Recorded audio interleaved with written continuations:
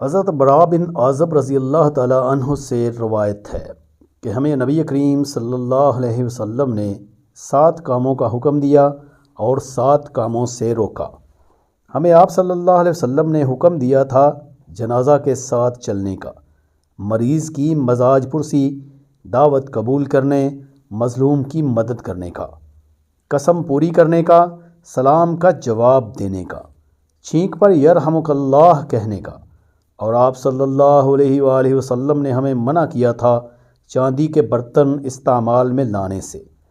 سونے کی انگوٹھی پہننے سے، ریشم اور دیباج کے کپڑوں کے پہننے سے، کسی سے، استبرق سے۔